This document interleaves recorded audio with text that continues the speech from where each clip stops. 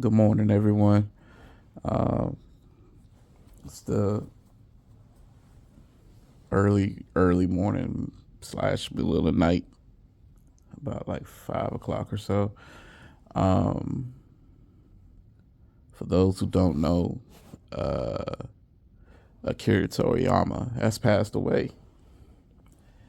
Um, he for he's the creator of Dragon Ball, Dragon Ball Z, and Doctor Slump, as well as a few one shots. He also did character designs for a JRPG series called Dragon Quest, and he has passed away at the age of 68. Um, this one, mm, yeah, it hits a little different. Um, I grew up with a lot of those characters. Um, you know, I remember trying to uh, get from the bus stop to the front door as quick as possible because the bus would drop us off like generally 2 or 3 minutes before Dragon Ball Z came on Toonami. And I know that's how a lot of people found that series. Um, I've sketched and drawn a lot of his characters over the years. Um, that story is something that really spoke to me, spoke to a lot of people, even down to the identity of it. So many people coming up, myself included, saw the sayings as like an analog for black folks. And I think a lot of that had to do with the racism they faced. Excuse me. You had this intergalactic real estate agent literally running around calling people goddamn monkeys. And you know, looking back, like, and I've heard other folks say that too. Like, I believe it's RZA the Woo said similar at some point that he sees the sayings as black characters, or I guess you could say black coded characters, in a sense. And I definitely did. The blackest of them though was always Piccolo to me, and I remember it was shocking finding out and actually seeing the person who does his voice. uh, but it's so many great memories associated with the properties that he created. I remember, really enjoying those games, like the Budokai series. That was like the first fighting games, and then when my brother, he's like 10 years older than me, but he was always finding different stuff. So like once we got into it, he would come back from college with like some tapes, and we'd be watching like these tapes with these bad translations for the subtitles. But the movies was always fire though. And I mean, even with that, like it was memories with the family because it a lot of times it'd be my big brother and maybe even a few cousins coming over, and you know we about to kill this hour together and just watch this thing and enjoy it and enjoy each other's company while we enjoy it.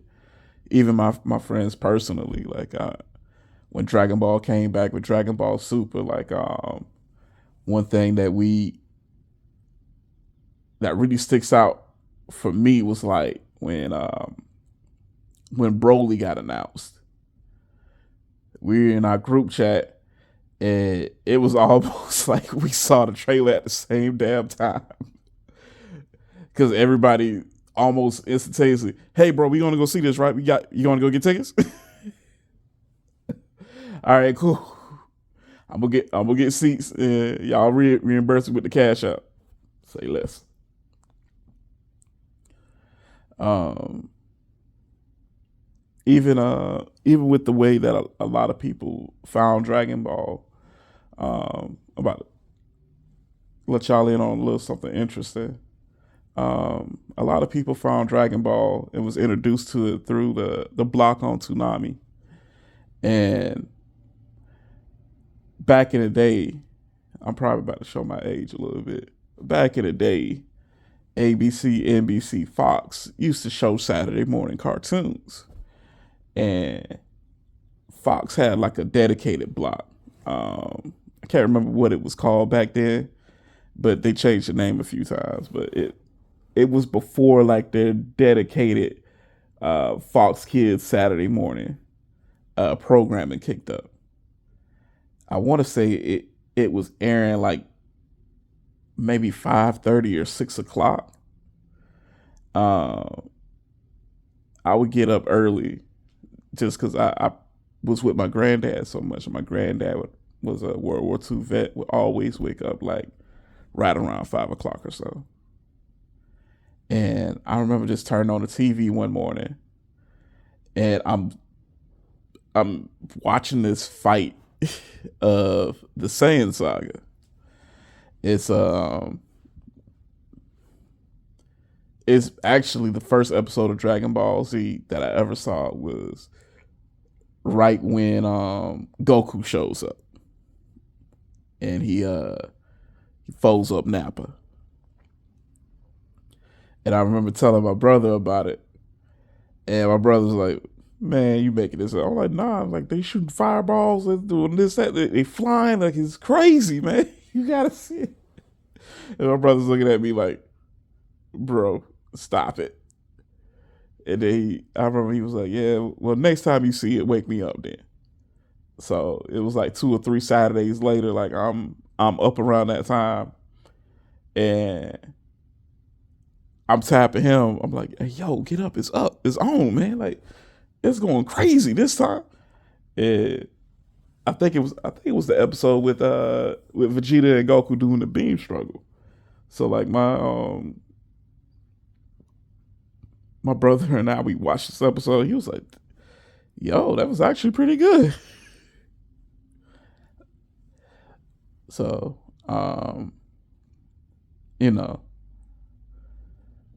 it's a lot of great memories associated with this property. Like the characters, in terms of my favorite character, I definitely, I mean, for me, it's Goku.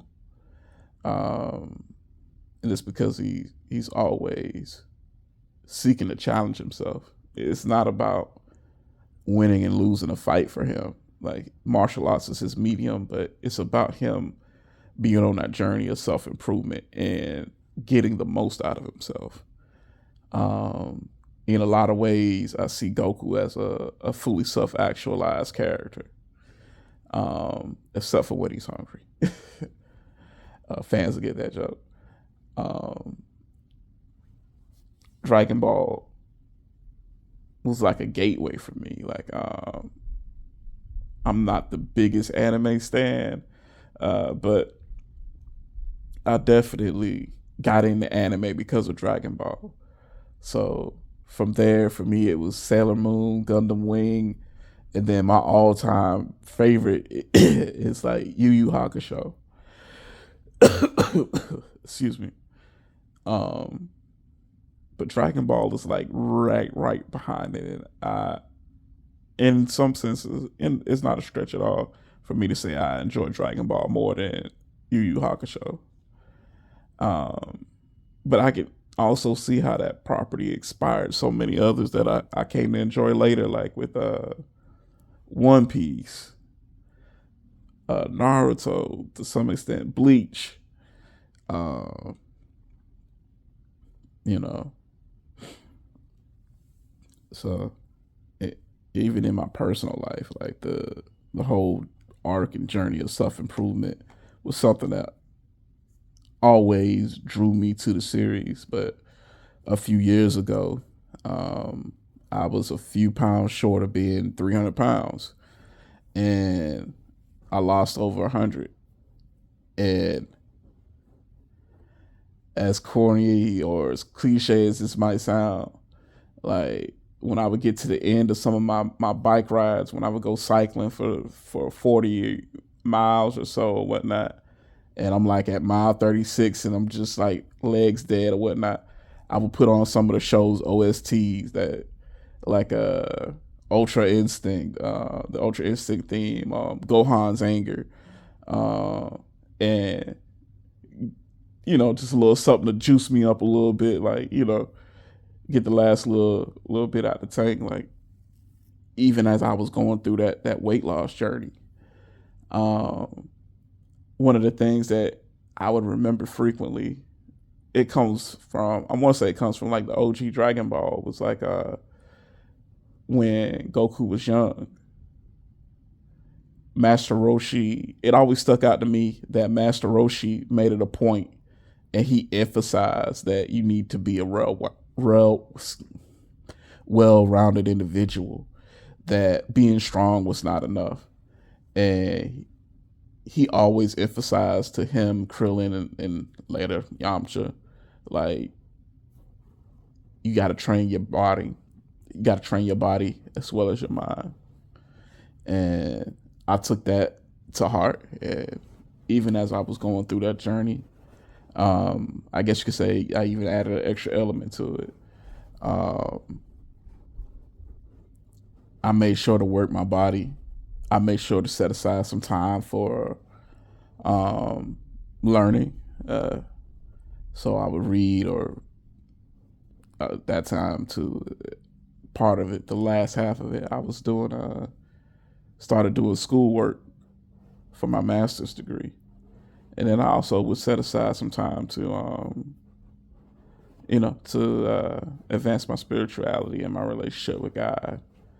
And Roshi, I'm probably misremembering it a little bit, but I remember he had a quote, a line that he said at one point. It was something along the lines of, my wish for you is that you live well, eat well, sleep well, do everything well, that you live life to the fullest, and that you enjoy every moment of it. And I can truly say that I have enjoyed the work you have produced, Mr. Toriyama, and I have definitely gotten a ton of memories and bonds through it. And simply, all I can say is rest in peace.